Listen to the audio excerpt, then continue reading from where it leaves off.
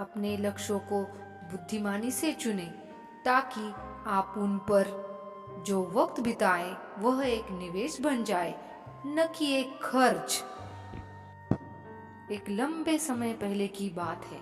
एक साधु घाट किनारे अपना डेरा डाले हुए था। वहाँ वो धुनी रमाकर दिन भर बैठा रहता और बीच बीच में ऊंची आवाज में चिल्लाता, जो चाहोगे सो पाओगे। उस रास्ते से जो भी गुजरता वो उसे पागल समझता।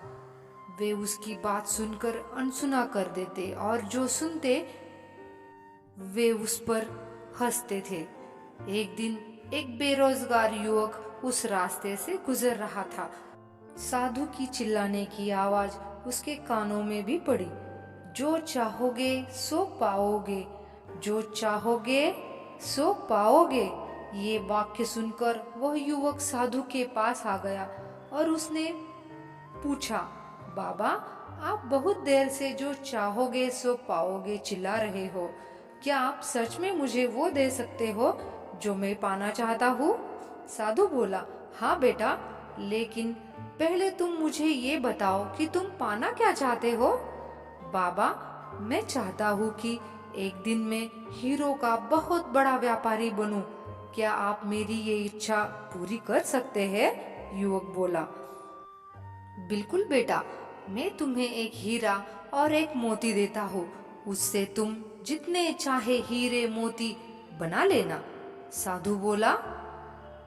साधु की बात सुनकर युवक की आंखों में आशा की ज्योति चमक उठी। फिर साधु ने उसे अपनी दोनों हथेलियां आगे बढ़ाने को कहा। युवक ने अपनी हथेलियां साधु के सामने कर दी।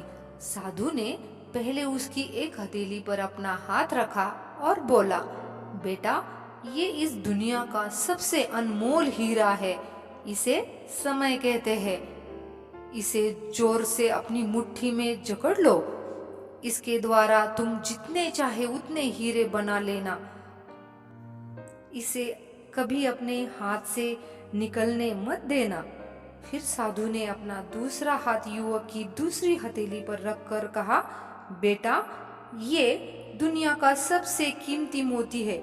इसे धैर्य कहते हैं। जब किसी कार्य में समय लगने के बाद भी वांछित परिणाम प्राप्त न हो तो इस धैर्य नामक मोती को धारण कर लेना।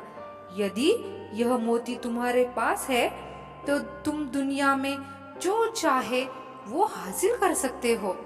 युवक ने ध्यान से साधु की बात सुनी और उन्हें धन्यवाद कहा और वहां से चल पड़ा। उसे सफलता प्राप्ति के 2 गुरु मंत्र मिल गए थे। उसने निश्चय किया कि वह कभी अपना समय व्यर्थ नहीं गवाएगा और सदा धैर्य से काम लेगा।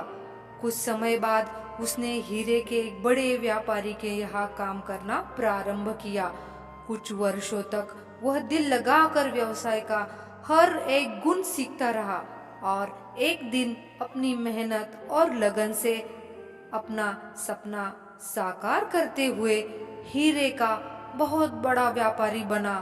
तो दोस्तों, हमें इस कहानी से ये सीख मिलती है, लक्ष्य प्राप्ति के लिए सदा समय और धैर्य नाम के हीरे मोती अपने साथ रखे।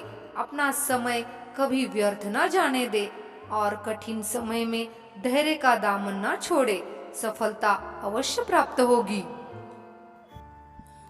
असफलता से जूझने वाले को एक दिन सफलता अवश्य मिलती है।